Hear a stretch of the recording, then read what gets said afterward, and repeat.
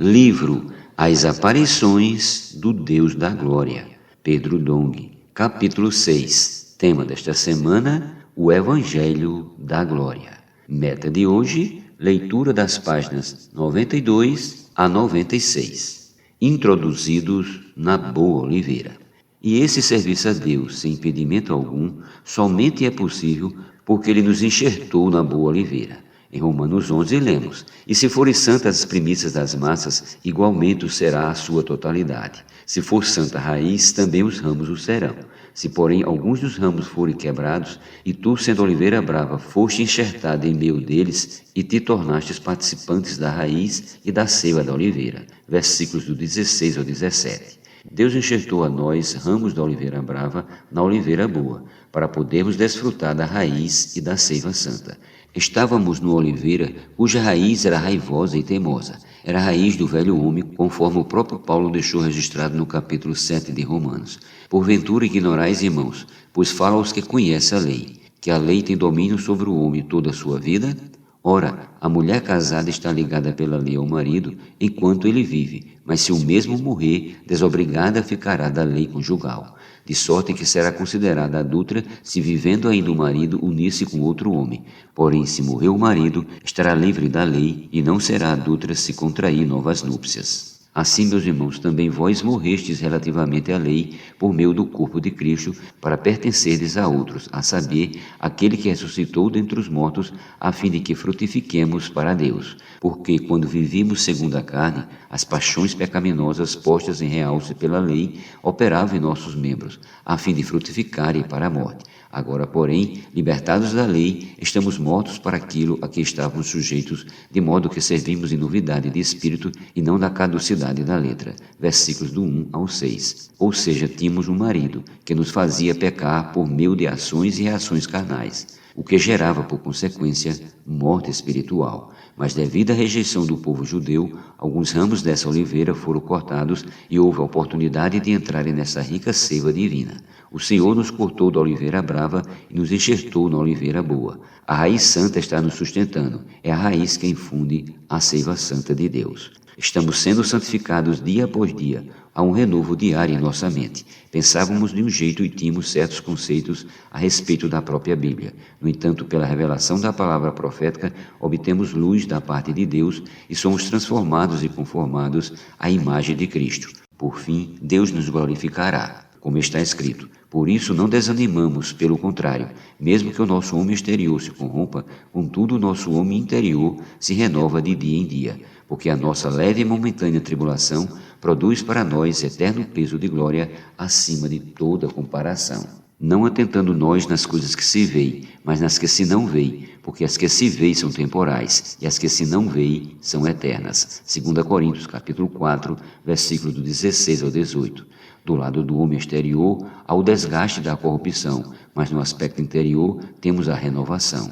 O Deus da glória está nos renovando e dando cada vez mais o peso de glória. No serviço a Deus e à Igreja, é necessário obter o peso da glória divina. Para isso, Deus usa as tribulações. Não olhemos para as coisas que se veem, mas para as que se não veem, para o Senhor, para a sua vontade eterna. A glória e a santidade de Deus também atuam na transformação. Em Romanos lemos: porquanto aos que de antemão conheceu, também os predestinou para serem conformes à imagem de seu Filho, a fim de que ele seja o primogênito entre muitos irmãos. Romanos 8, 29. Portanto, o trabalho da santidade e da glória de Deus é algo simultâneo. Conforme a santidade vai atuando, Deus vai infundindo a sua glória. E quando este labor divino terminar, estaremos cheios de glória. O Senhor Jesus poderá retornar em sua segunda vinda. O apóstolo Paulo disse que a nossa pátria está nos céus, de onde também aguardamos o Salvador, o Senhor Jesus Cristo, o qual transformará o nosso corpo de humilhação para ser igual ao corpo da sua glória, segundo a eficácia do poder que ele tem de até subordinar a si todas as coisas. Filipenses capítulo 3, versículos do 20 ao 21. Redefinição da palavra glória. A redefinição da palavra glória é muito importante. A glória não é somente a expressão de Deus, embora também seja. A glória tem por base a própria justiça divina.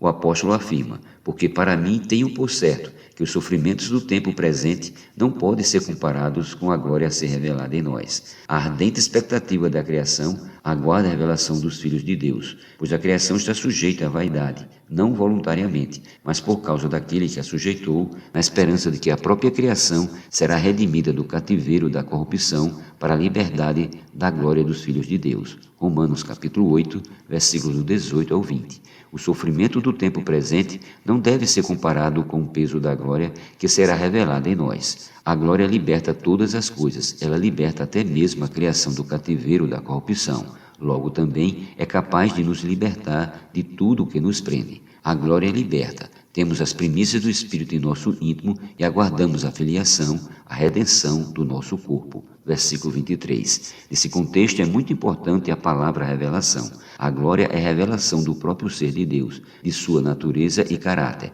É também a revelação da sua presença. Quando Deus se revela, vemos a glória. Logo, não é somente a aparência externa, a fachada, mas é algo interno, essencial, dentro de nós. Deus está se tornando totalmente um conosco. Esse é o trabalho da glória.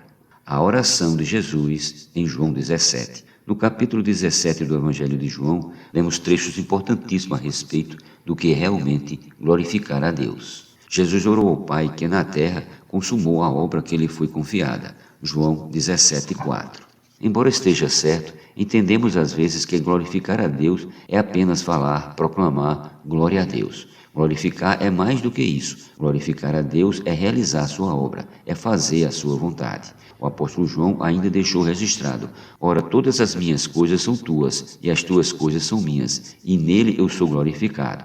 Já não estou no mundo, mas eles continuam no mundo, ao passo que eu vou para junto de ti. Pai Santo, guardas em teu nome que me deste, para que eles sejam um, assim como nós. Mas agora eu vou para junto de ti, e isto eu falo no mundo, para que eles tenham o meu gozo completo em si mesmos. Eu lhe tenho dado a tua palavra, e o mundo os odiou, porque eles não são do mundo, como também eu não sou.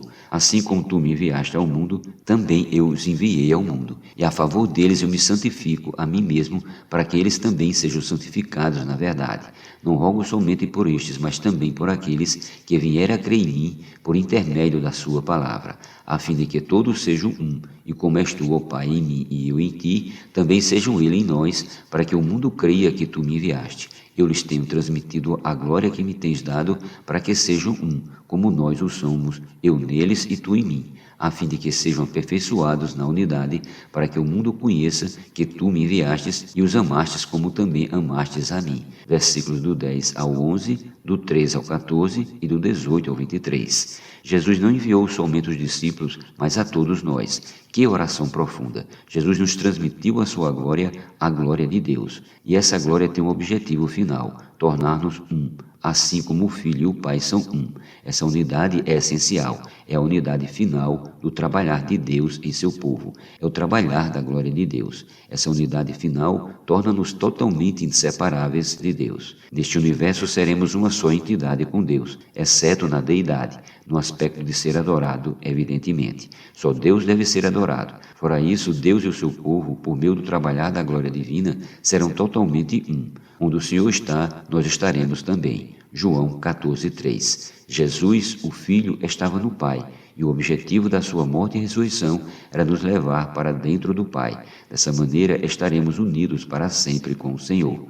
O nosso destino é glorioso. Nenhuma tribulação leve e momentânea pode ser comparada a esse eterno peso de glória. O resultado será como o apóstolo Paulo registra, e todos nós, com o rosto desvendado, contemplando como por espelho a glória do Senhor, somos transformados de glória em glória na sua própria imagem, como pelo Senhor, o Espírito. 2 Coríntios 3:17. Aleluia! Esperamos que as palavras contidas em cada capítulo desta publicação tenham sido e continue sendo úteis em sua vida e no seu serviço a Deus.